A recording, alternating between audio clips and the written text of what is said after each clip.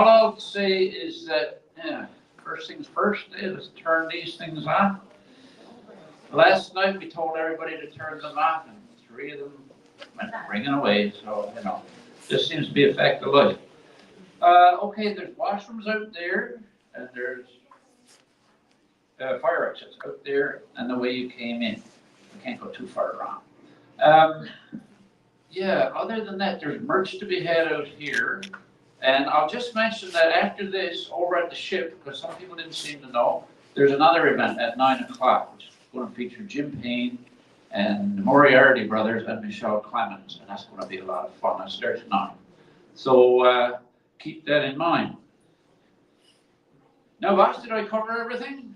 I think I did. Did you welcome the online audience? No, I didn't. Should I do that now? Yeah. I'd like to welcome the online audience out in Facebook land. Oh, I knew I'd forget something. Yeah, we're glad you're here too, and I hope you enjoyed it all. So without further ado, I think they say, we'll have Dale Jarvis and Jehan Jin, if they would like to grace us with their presence.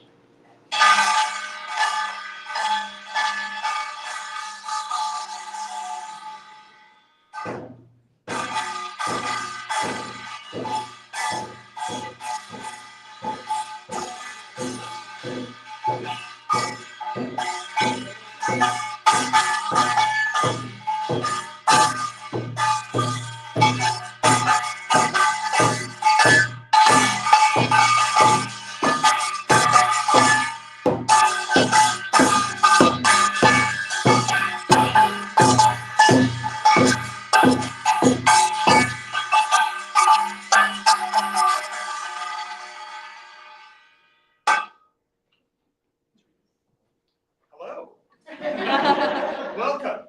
We are the Kamishib'ys. I'm Dale. This is Jehan, and we are going to start off with a song. Yeah, okay.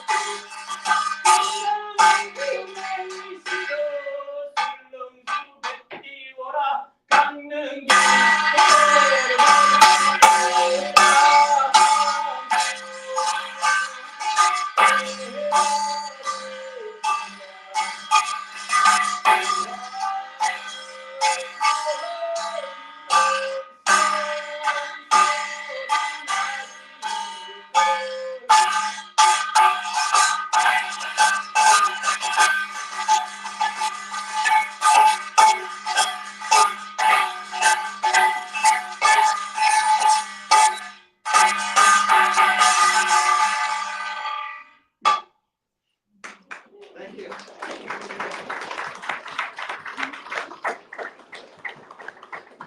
When we came in, they were worried that Jehan didn't have a mic.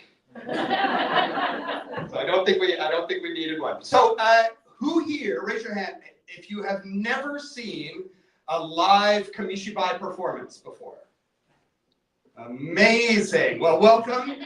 You're in for a treat. So I'm going to explain things as we move along. And so some of you are probably wondering what this little contraption is up here with me. This is called a butai. This is a traditional Japanese paper theater.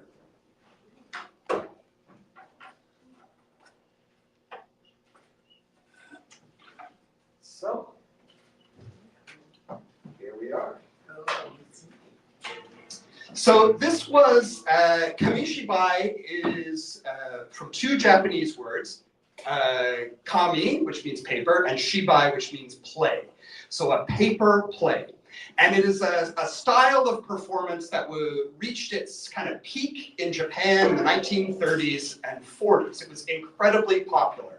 At that time, no one had televisions, and so people would gather on street corners, and Kamishib'ys narrators would wander through the streets of towns and cities, and they would set up on the corner and they would tell their stories. The stories would be printed on sheets of paper with illustrations on one side and then the narration on the back of the pages. And this was so popular that in some cities before the Second World War, there were at times as many as 300 Kamishib'ys out on the streets at any given time, doing 11 or 12 performances a day. And they would often be sponsored by candy companies. So the Kamishib'ys narrators would drive up on their bicycles, their butai would be on the back of the bicycle, and they would tell their stories and sell candy to children. And often the stories would be serialized. So you would always get to a cliffhanger at the end, and then you would have to come back the next day to hear the end of the story and the start of the next story and buy more candy.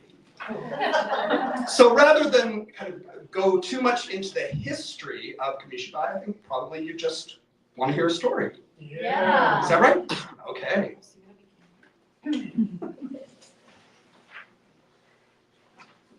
So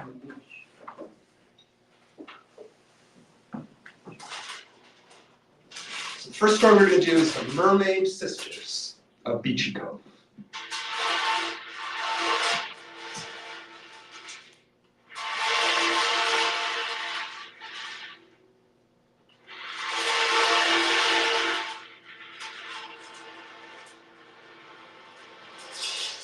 A long, long time ago in Beachy Cove, just outside of St. John's, there was a fisherman.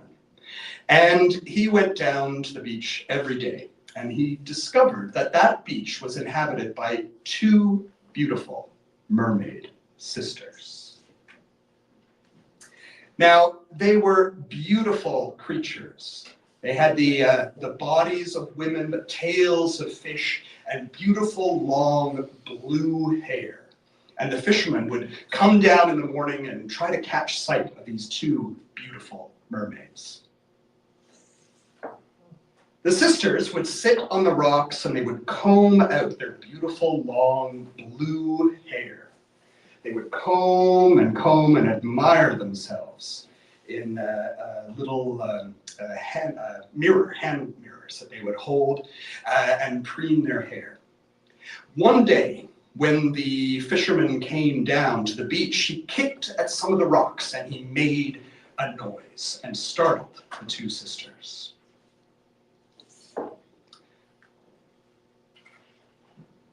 The two sisters would then disappear under the waves.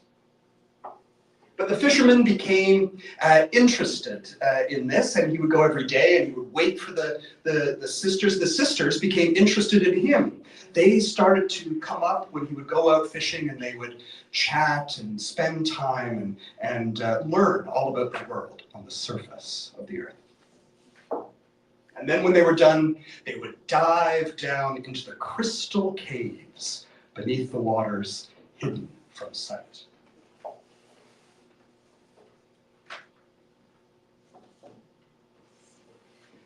Now, there were two sisters, like I said, who would come and talk to that fisherman. And the two sisters looked very similar, but they were very different in their hearts. One was the good sister, and the other was the evil sister. And the bad sister would work her magic to do all kinds of ill on the world of the surface dwellers, while the good sister would weave her magic to undo the harm done by her sister. One day, the evil sister conjured up a terrible, terrible storm.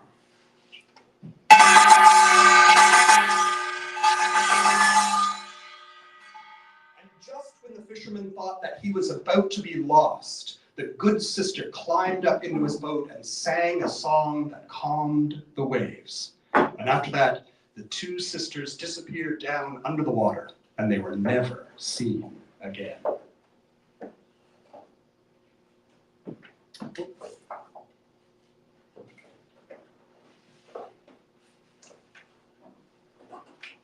The fisherman from that day forth, he went down to see if he could see the sisters, but unfortunately, he never ever saw them again.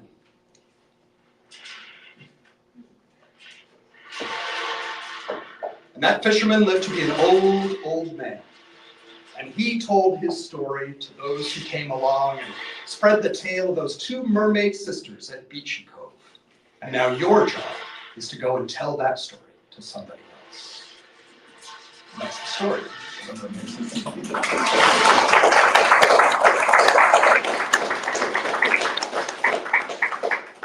Now, Kamishib'ys plays were usually done in a 3-story format. And the stories would follow this traditional pattern. The first story was generally a short story. A short story meant for young children. And it was usually a fable or an animal story or something like that. The second story was more of a romantic tale that was intended for girls, and then the third story was an adventure type story, or as time progressed, more urban legends were incorporated for the young boys. And some of those stories were based on traditional folk tales. So this is a folk tale that some of you might know that was a popular Kamishib'ys story. This is Mulan Joins the Army, which was a Chinese story that was adapted for the Japanese audiences. But as time went on, new types of stories started to emerge. And before the West had heard of Batman or Superman, the Japanese had their own amazing superhero called Golden Bat, a 10,000-year-old superhero from Atlantis who would go and solve crimes and help good people wherever they were needed. And this was an incredibly popular story in those times. So this would be sort of the story that would be told for boys. So we will move on to our next story. And those of you who remember Alice Lannon, who was one of our great favorites in the early days of the Storytelling Festival, this is based on a story that she used to tell called Open, Open Green House.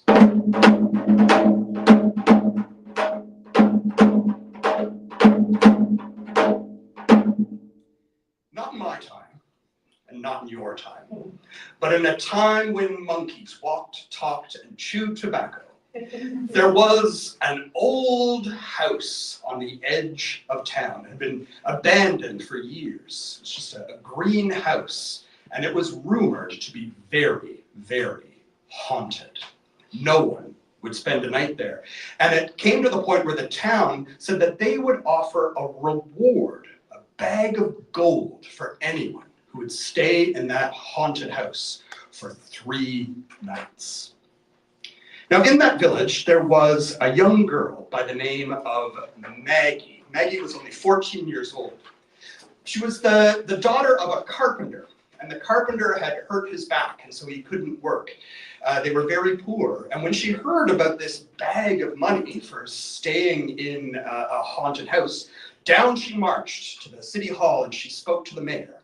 And she said, "I would like to spend the 3 nights in the haunted house."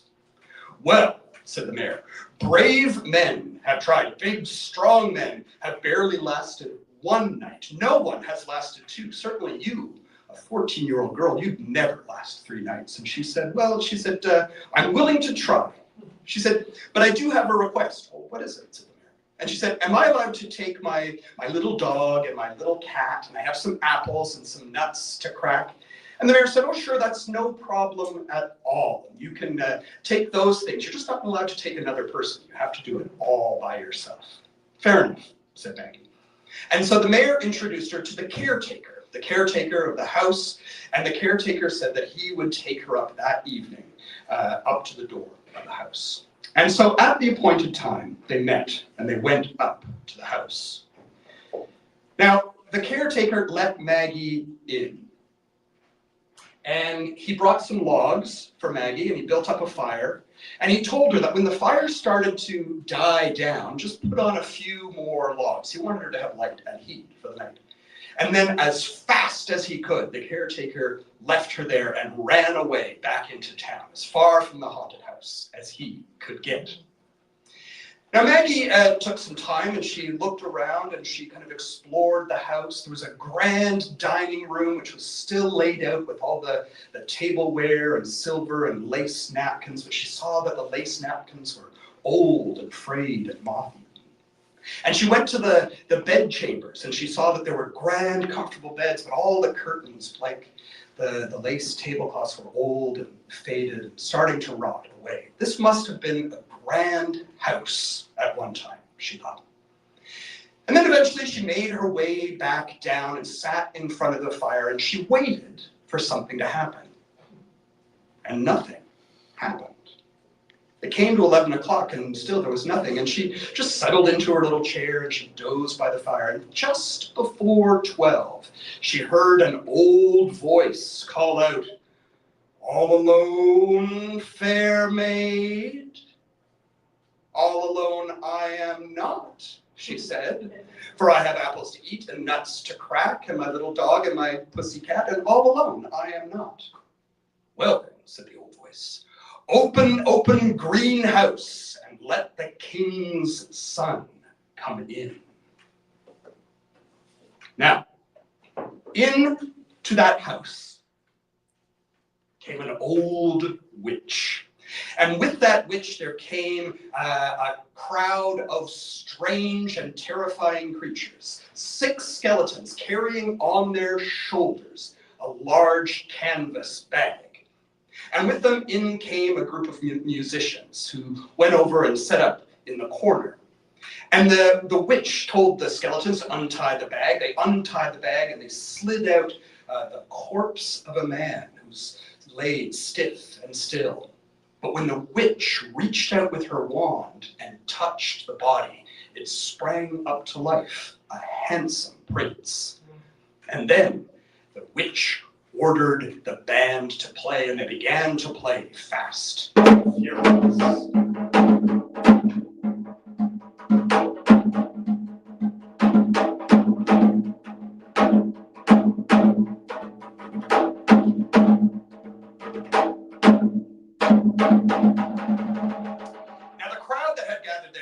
Terrifying, more frightening than anything Maggie had ever seen. There were skeletons aplenty. One had 2 heads, one had none. There was another creature that had no head at all, just one big eye in the center of his chest. And the eye rolled around, and sometimes it was green, and sometimes it was blue, and sometimes it was brown, and sometimes it rolled back so there was only white showing. And it giggled like a mad thing.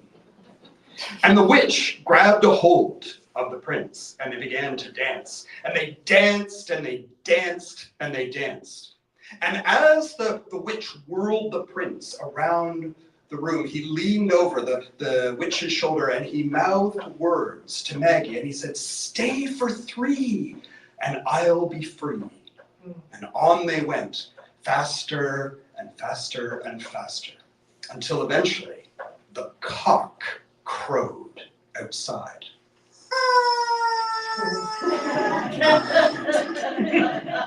Well, when the witch heard the cock crow, she reached out with her stick and she touched the man, and he went stiff as a board again, and the skeletons packed him up into the bag, put them on their shoulders, and out they marched from that house, down the hill, back towards the cemetery.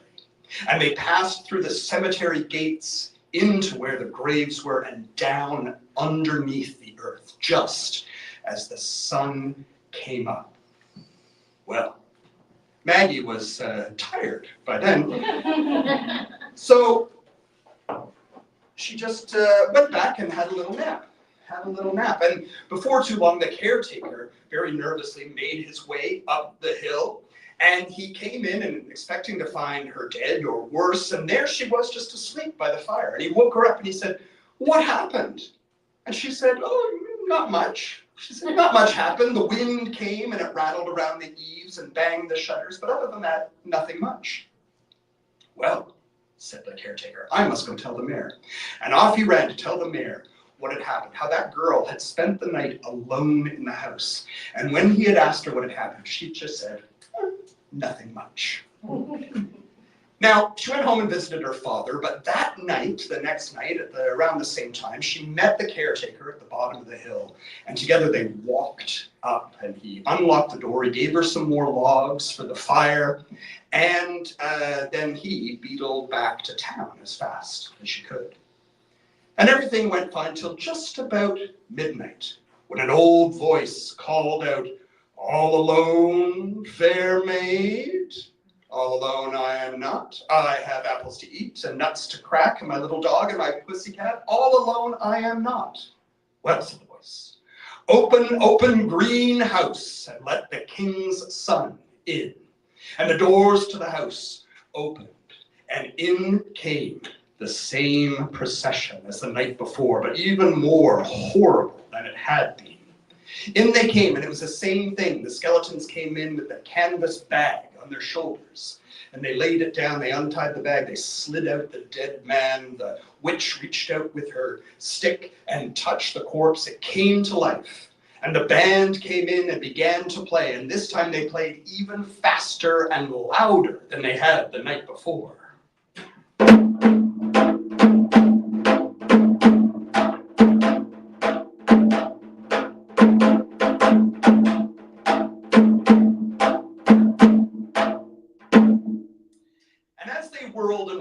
Whirled, the witch muttered terrible things to Maggie and told her she had to leave, she had to go, but Maggie refused to leave.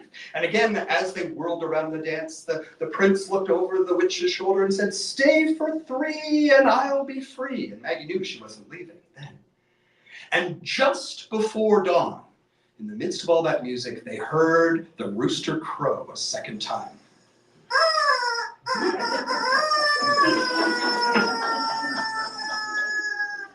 And when the witch heard that, she reached out with her stick, she tapped the prince.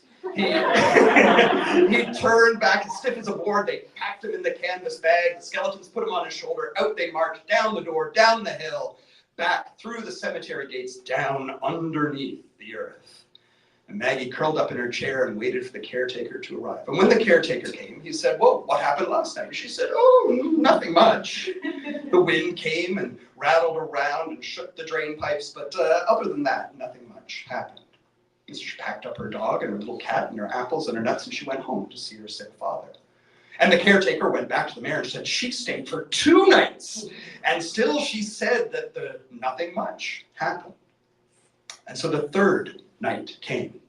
And again, off she went, same as she had the 2 nights before, and she knew that if she stayed this night, she would get that bag of gold. And so she went up, the caretaker let her in, he went back to town, she sat there till about midnight, and then she heard the old voice cry out, "All alone, fair maid, all alone I am not," she said. "I have apples to eat and nuts to crack, and my little dog and my pussycat, and all alone I am not." Open greenhouse," cried the voice, "and let the king's son in."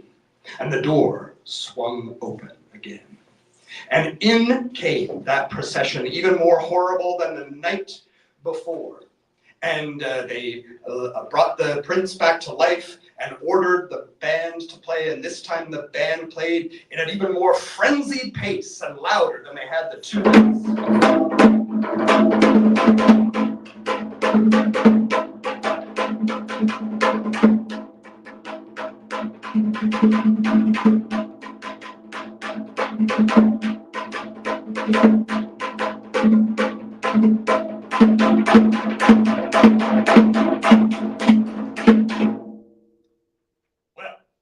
danced and they whirled, and the crowd was even worse than it had been the nights before. This time there was a strange character with one really short leg and one really long leg who would get up and hop around on and dance on the tables and the chairs, and the skeletons rattled their bones.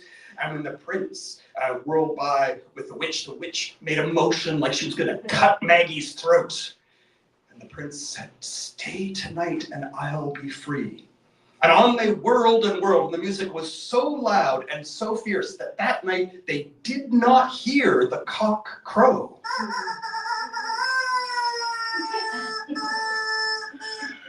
I don't know how they missed it, but they did.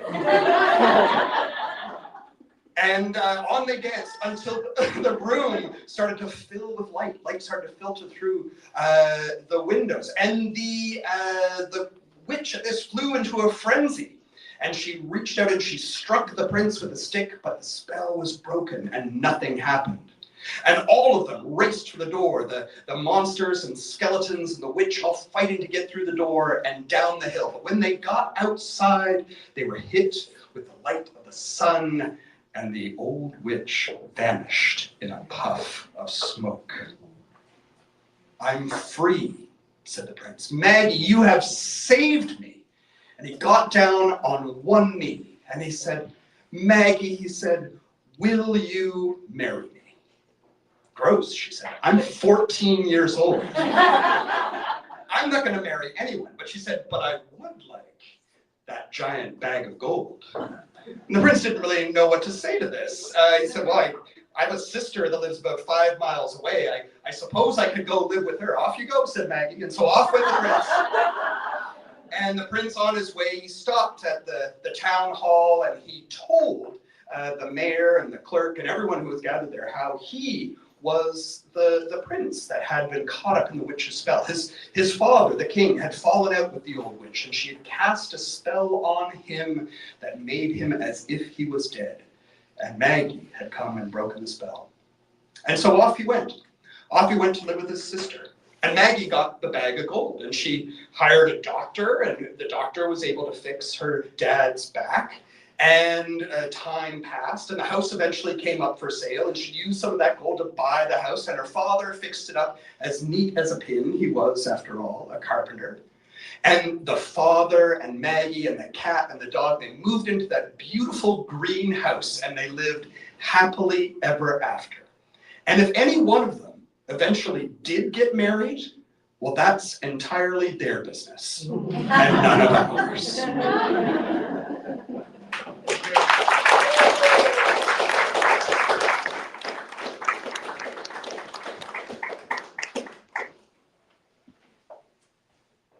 So times moved forward for Kamishib'ys, and the war came.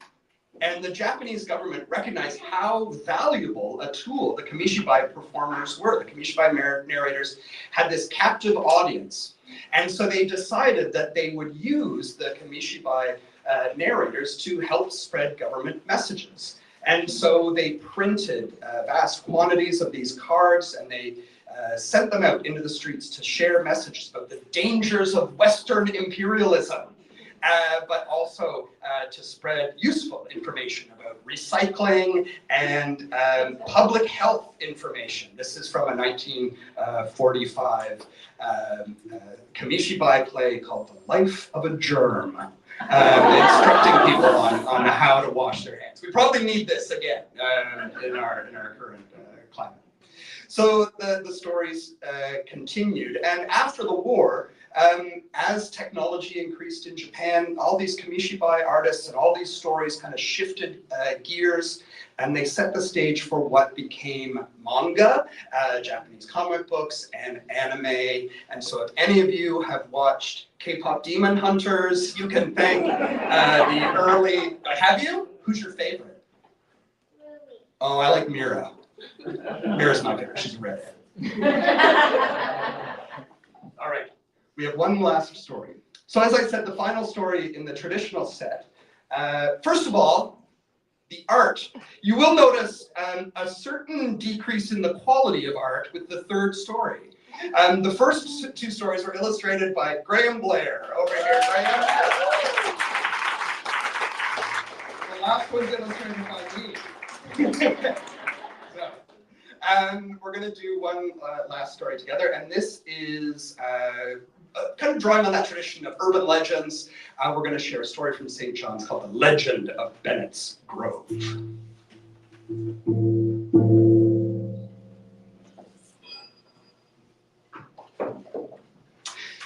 A long time ago, in the 1820s, an old pirate arrived in St. John's Harbor. No one knew where he had come from, but he was very old and decrepit and very, very ill. He made his way through the streets, and eventually he made his way to the house of a shoemaker where he found shelter. Now, he was very old and soon lay on his deathbed.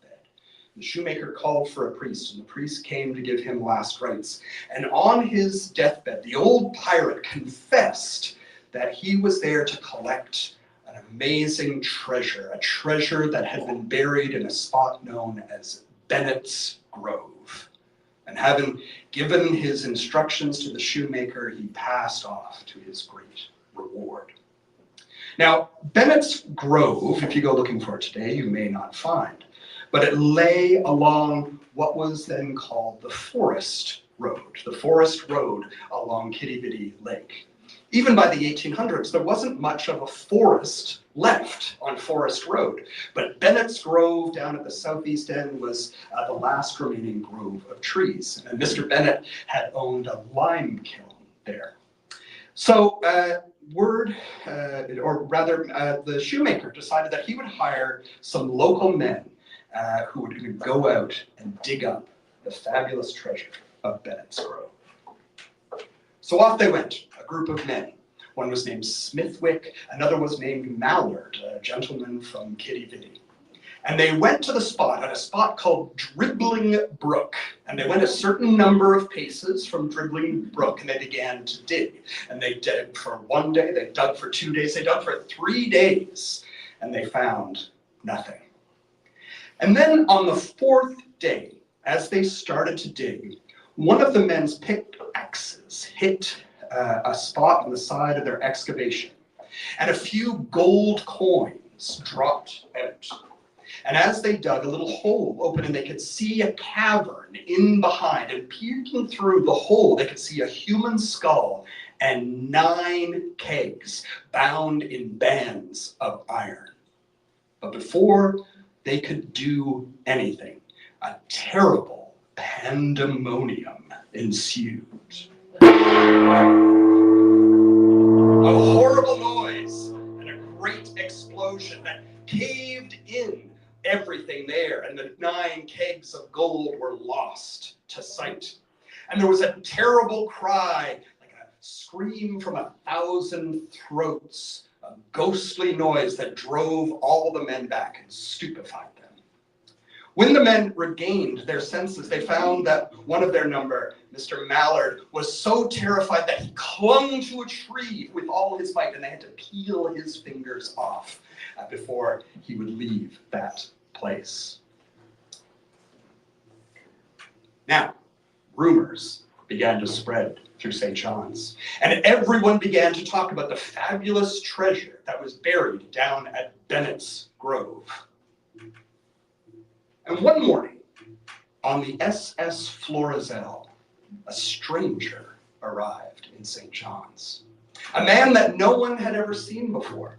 And he purchased a pick and a shovel, and he made his way to Bennett's Grove, and he began to dig, and he dug, and he dug. People went to see this stranger. People said that he was red of face, clean shaven with corduroy trousers and a sailor's jacket. But when anyone would come close to where he was digging at Bennett's Grove, he would go and hide in the bushes. And one morning, some local boys who were up early, they saw him row a boat from the head of the lake down to Bennett's Grove, and he dragged a heavy chest and put it in his little boat and then rowed off towards Kitty. Well, madness reigned in St. John's, treasure madness. And everyone began to spread rumors and talk about the treasure. Was it discovered? Had it been discovered? Some people said they had seen a strange man board the Rosalind and leave Newfoundland. The newspapers reported other treasures in the White Hills and in other places, and mysterious holes started to appear everywhere around Kitty Lake. No one found the treasure. And stories of the ghostly guardian that protected that treasure grew wilder and wilder. Some people said it howled like a dog. Others said the ghost actually had the head of a dog and not the head of a man at all. Things were about to get even stranger. A woman in Kitty said that she knew exactly where the treasure was hidden. That a ghost over a period of 11 months had come and told her where the treasure was hidden. And what made it even stranger was the fact that her cat apparently had some sort of psychic link to the ghosts. Her black cat would go out and then would come back into the house announcing the ghost's arrival. And the ghost would rise up from the floor and have long conversations with the woman about the location of the gold. And the woman said that the ghost had told her that it was buried underneath the roots of a tree, not near Dribbling Brook, but near a spot where an old creek bed had once run. But try as they might, no one ever found that gold. And so for all I know, the gold is buried there still, just waiting for you to discover it. And all you need is some friendly help from a ghost or a psychic cat to see you on your way. And that's the legend.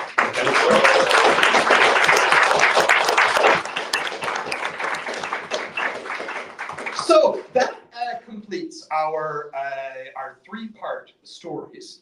But Kamishib'ys continued to grow and change, and today it's very much alive. It's become something that the Japanese government promotes, but it's also become incredibly popular among early childhood educators because of the fact that the stories are often printed with the story on the back that allows young storytellers to practice their art and read those stories for themselves and become performers in their own right.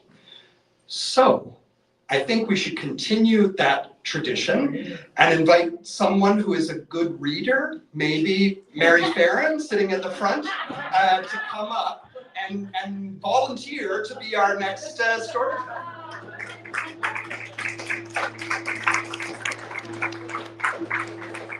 I'm going to get Mary set up and give her some very brief instructions. Anyone can do it, Mary. Sure.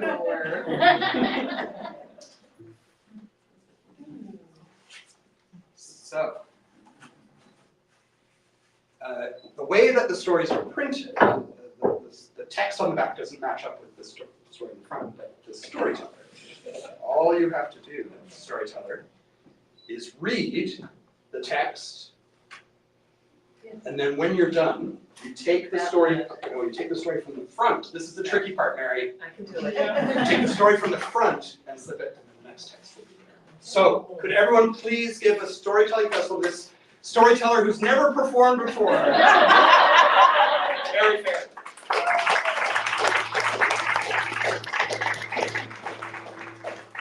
So this is the story of the bride's unusual talent. You're doing great. I'll give you some instruction. Once upon a time, in a faraway country, there lived a young woman who had just been married. Poor woman. She lived with her husband and his parents. She was happy and healthy at first. As days went by, the mother-in-law saw that she looked more and more uncomfortable. Her face turned greener and greener. "What's wrong?" asked the mother-in-law. "I'm embarrassed to fart in front of my husband and his family," she said. I've been holding it in for too long." "That's silly," said the mother-in-law. "It's natural to fart. After all, how big a fart could a delicate young woman have?"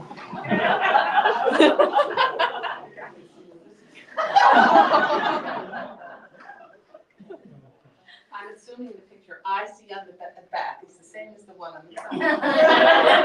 No. Okay, I will fart then, said the bride. Holding on to something, she let it out. The biggest, longest fart that anyone had ever heard.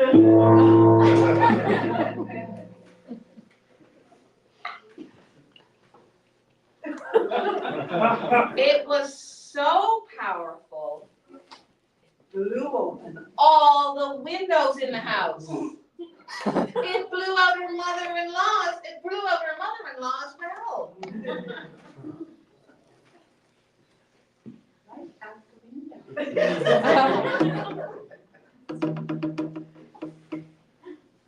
The fart was so strong, it blew the mother-in-law all the way out into the fields where there was a farmer working. She landed in the mud and hurt her head. Poor old mother-in-law.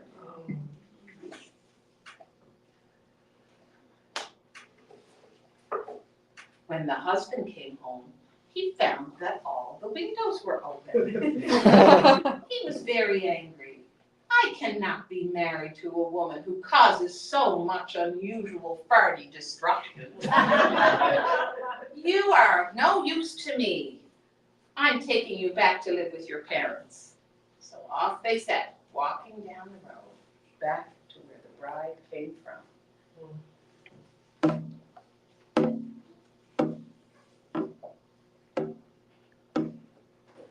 They walked, and they walked, and they walked.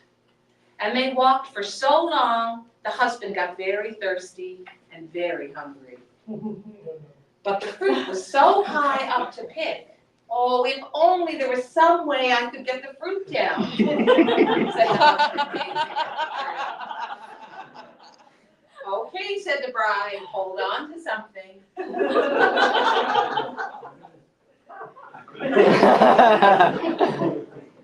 With that, the bride farted again.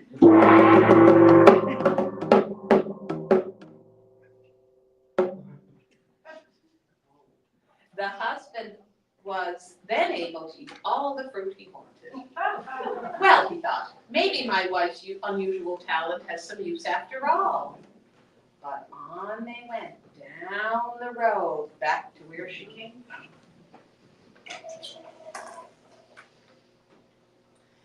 As they walked along, they met a traveler on a wagon pulled by 2 old horses. It will take us forever to go over those mountains. If only there was some way I could get there faster. The bride looked at her husband looked back at the bride. Okay, said the bride, hold on to something.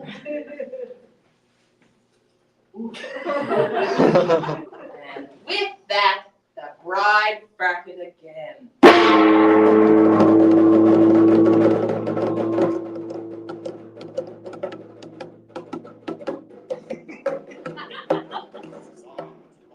She really felt better. The fart was so strong that it blew the traveler, the wagon, and the horses all the way over the mountain. Thank you, shouted the travelers as they flew through the air. Well, thought the husband, maybe my wife's unusual talent has many uses. But on they went, down the road, back to where she came from.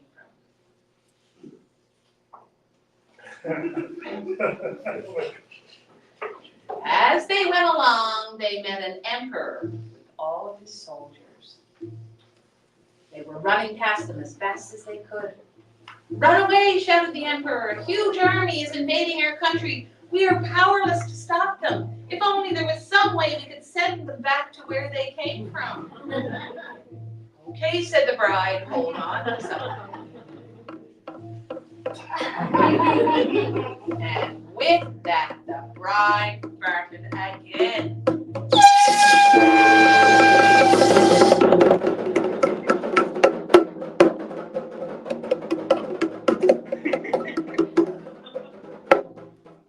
In the history of there has never been a bigger, longer, louder, stronger, and more destructive fart. The fart was so strong it blew all the invading soldiers far away, back to where they came from. "We're saved," cried the emperor with joy, "and you and all your family must come and visit me at the palace, and I will reward you with riches galore."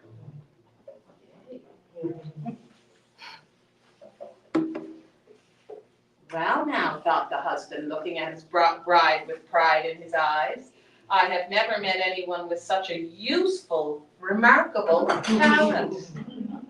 I'm so very lucky to be married to such a woman." And he held her hand, and together they walked back home.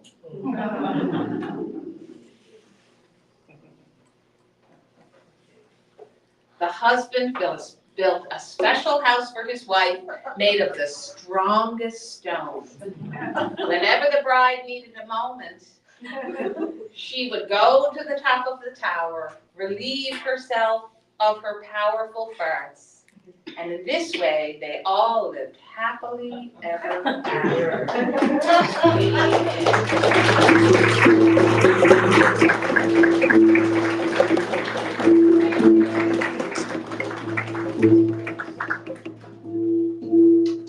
So that, a round of applause for Mary Fair. Thank you very much.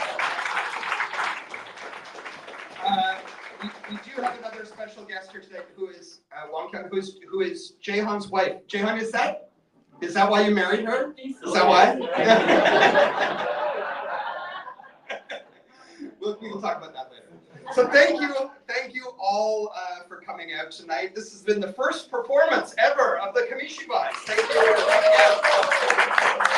We are going to be doing a library show in November, and then I think at some point we're going out to Perchance Theatre. Danielle Irvine is there in the back as well. So thank you all, and Jaehan is going to play us out. If you have drums, you can join in. All right.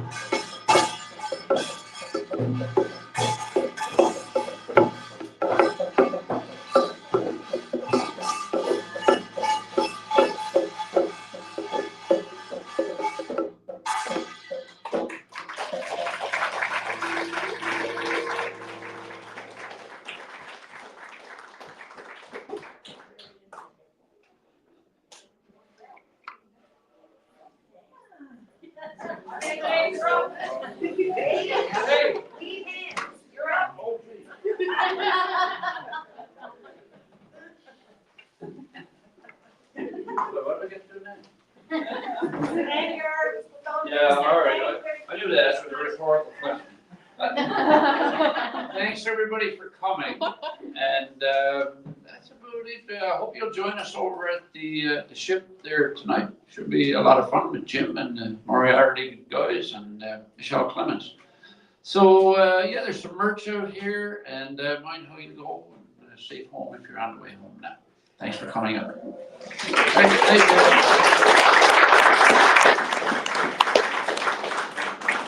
Of course, to all our performers and the other Princess Bride.